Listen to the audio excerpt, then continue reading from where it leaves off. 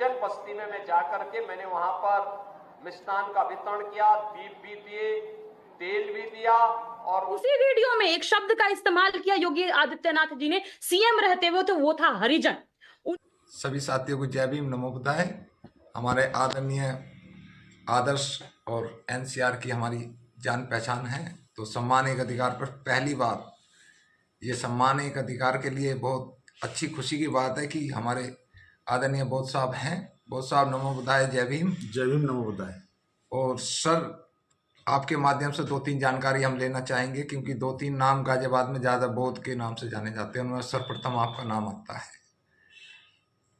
ये जो आपने आरएसपी पार्टी का गठन करा है, इसका क्यों और क्या ज़रूरत पड़ी, जबकि हमारे समाज की बहुत सारी पार्टी हैं? देखिए, आपका सवाल बहुत बिल्कुल जायज़ है कि पार्टी की आवश्यकता क्यों पड़ी। जी, जैसा कि आप जानते होंगे कि एक समय था कि रिपब्लिकन पार्टी ऑफ इंडिया जी, जी, बहुत अच्छे वर्चस्व में थी, काम कर रही थी। तो उसी दौरान जब माननीय बीपी मौर्य साहब इस पार्टी के मतलब करता थे, जी, जी, जी, उसी अध्यक्ष दौरान थे। अध्यक्ष नहीं, मतलब इस पार्टी में बहुत अच्छी भूमिका निभा रहे थे वो। उसके बाद जैसे ही समाज में एक थोड़ा सा हल्कापन आया, तो माननीय काशीराम साहब का उदय हुआ। जी, काशीराम साहब एक ऐसी शख्सियत है देश में, वो एक व्यक्ति नहीं, व्यक्तित्व है, विचार है, जिन्होंने इस देश में एक राजनीतिक क्रांति का उदय हुआ, जिन्होंने बामसेब की स्थापना की, और बामसेब के द्वारा ही एक राजनीतिक क्रांति का उदय हुआ, जिसका नाम रखा गया बहुजन समाज पार्टी। आज बहुजन समाज पार्टी की जो स्थिति है, उनके द्वारा जो कार्य किए गए हैं, नो डाउट इसमें कोई शक नहीं है, एक अमिट छाप छोड़ी है बहुजन समाज पार्टी की नेता बहन कुमारी आदरणीय मायावती जी ने। जी, लेकिन साथ के साथ आज आप देख रहे होंगे कि समाज में थोड़ी सी एक हल्की कमजोरी महसूस की गई है। उस कमजोरी को दूर करने के लिए, पुरुषों की विचारधारा को स्थापित करने के लिए रिपब्लिकन समाज पार्टी का एक गठन किया गया है। और ये गठन समाज की आवश्यकताओं को देखते हुए किया गया है, समाज की ज़रूरतों को पूरा करने के लिए किया गया है, ना कि किसी विशेष व्यक्ति के लिए, बल्कि विचारधारा को स्थापित करने के लिए किया गया है।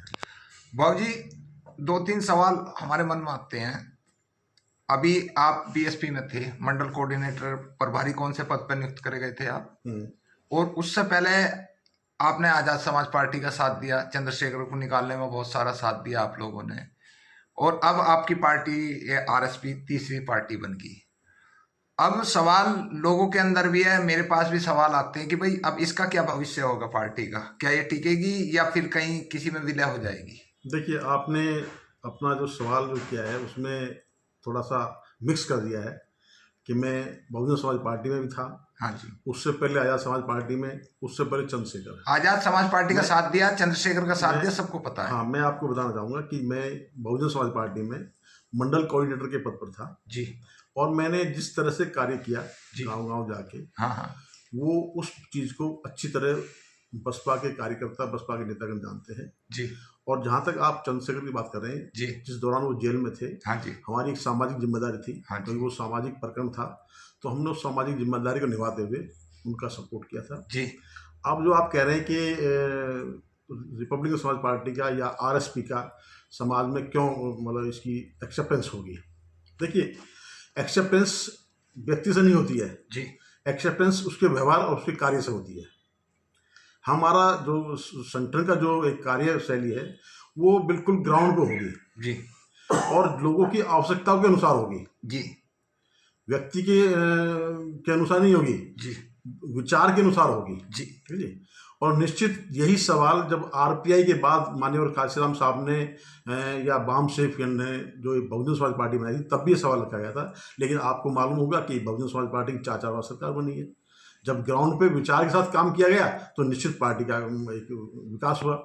ऐसा ही आपको आने वाले समय में रिपब्लिकन समाज पार्टी का हर कार्यकर्ता के द्वारा इस तरह का ही कार्य आपको देखने को मिलेगा, जो समाज के अनुरूप होगा, समाज की आवश्यकताओं के अनुसार होगा। बाबूजी, बहुजन समाज पार्टी की साहब काशीराम ने स्थापना करी, माननीय बहन जी को उत्तराधिकारी बना दिया, और बहुजन समाज पार्टी का जो हम लोग अपना आपको महसूस करते हैं वो ये है कि बहुजन समाज पार्टी का बोर्ड नहीं है, कोई भी जो फैसला हो बहन जी से शुरू हो और बहन जी पे खत्म है। इसी तरीके का आजाद समाज पार्टी का भी चंद्रशेखर आजाद ही फर्स्ट एंड लास्ट है। क्या इस पार्टी के जो अध्यक्ष हैं वो फर्स्ट एंड लास्ट होंगे या बोर्ड होगा? इसका जो भी फैसला होगा बोर्ड होगा या एक ही व्यक्ति होगा कि भाई मैं अध्यक्ष हूं या मैं संस्थापक हूं? नहीं, देखिए, आपने बहुत सही सवाल पूछा है।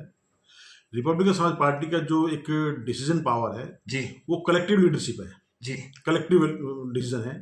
उसमें जरूरी नहीं है कि पदाधिकारी ही फैसला करेंगे। जी, जनता की राय आने के बाद, जी, जनता की राय के अनुसार उसमें कलेक्टिव डिसीजन, मतलब कलेक्टिव डिस्कशन होके तब डिसीजन लिया जाएगा। जी, चाहे वो किसी भी पद पर कोई काम हो या किसी पदाधिकारी द्वारा कोई कार्य किया जा रहा हो, जो जनता के हित में तर्क संगत होगा, न्याय संगत होगा, कल्याण संगत होगा, प्रेम संगत होगा, वही निर्णय लागू होगा। जी। किसी विशेष व्यक्ति का उसके अपने निजी हित के लिए कोई डिसीजन इसमें ऐसा कोई लागू नहीं होगा। जी, तो इसके अंदर जैसे बहुजन समाज पार्टी को लोगों ने कि आप लोग रहे हैं, हमें नहीं बता, लोग कहते हैं भाई फंडिंग यानी कि टिकट खरीदो, या आजाद समाज पार्टी वाले इनका जो चंद्रशेखर जी का है कि वो सब बुलाओ, इतने लाख रुपए उसकी सभा के हैं, इसमें भी ऐसा कुछ होगा या नहीं? देखिए, आपको आगे आने वाले समय में जी, ऐसा महसूस होगा कि जो आप कह रहे हैं कि भाई पैसे का द्वारा टिकट या पैसे को प्राथमिकता, जी, बात प्राथमिकता पैसे की नहीं है, जी, व्यवहार की है। जी, और पैसा हमारी पार्टी में कोई कहीं भी किसी भी मतलब कॉलम में नहीं है।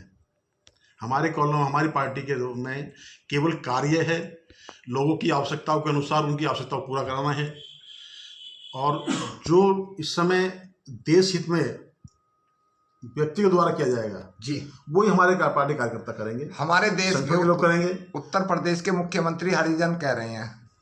देखिए, जहां तक अभी आपने कहा कि उत्तर प्रदेश के मुख्यमंत्री द्वारा हरिजन शब्द का इस्तेमाल किया है ना, जी, दो बातें स्पष्ट हैं। जी, या तो हमारे मुख्यमंत्री जी को ज्ञान नहीं है जी, कि मैं किस भाषा का इस्तेमाल कर रहा हूँ, किस हाँ शब्द जी। का इस्तेमाल कर रहा हूँ, कितने बड़े तबके का अपमान कर रहा हूँ। जी, अगर उनको ज्ञान नहीं है तो स्वतः ही उनको ज्ञान प्राप्त करने के लिए मुख्यमंत्री का पद छोड़ के रिजाइन करके ज्ञान प्राप्त करने चले जाना चाहिए। जी, और यदि वो जानबूझ कर रहे हैं तो निश्चित उनके ऊपर एक केस बनता है और उनके ऊपर वो कार्रवाई होनी चाहिए। मैं आपके चैनल के माध्यम से महामहिम राष्ट्रपति जी से निवेदन करूंगा कि वो इस पर जरूर एक्शन लें। माननीय सुप्रीम कोर्ट है, वो इस पर जरूर एक्शन लें, सुमोटो लेके, और इस पर कार्रवाई होनी चाहिए। जब से भारतीय जनता पार्टी सत्ता में आई है, चाहे वो केंद्र है चाहे वो राज्य है, इस पर दो समाज सबसे ज्यादा परेशान है। एक समाज तो बोलने को तैयार नहीं है, वो है मुस्लिम समाज। और हमारा समाज रोडों पर कभी ना कभी रोज भग रहा, कभी किसी चीज पे भगा रहे हैं, कभी किसी चीज पे भग रहे हैं। इन पर कैसे ब्रेक लगे? देखिए, जहां तक आप कह रहे हैं कि भारतीय जनता पार्टी की, जी, भारतीय जनता पार्टी की जो जननी है वो है आरएसएस। जी, और आरएसएस की अगर आप कार्यशैली देखोगे, जी, उनकी जातिवादी कार्यशैली है, फूट डालने की कार्यशैली है, गैर बराबरी की कैसे बढ़ाया जाए, ये उनकी कार्यशैली है। ठीक है? उनकी कार्यशैली के द्वारा जो आप कह रहे हैं कि दो समाजों को उत्पीड़न किया जा रहा है, उत्पीड़न से भी ज़्यादा वो उनके द्वारा एक भय का माहौल क्रिएट किया जा रहा है। और जो आज देश में एक भय का माहौल क्रिएट किया जा रहा है, इससे केवल एक ही रास्ता है कि हम अपने महापुरुषों की विचारधाराओं को पढ़ें और जो संघर्ष है, संघर्ष में कोई समझौता ना करें, उस संघर्ष के लिए खड़े हो जाएं, तो निश्चित ये भय का जो माहौल है खत्म हो जाएगा।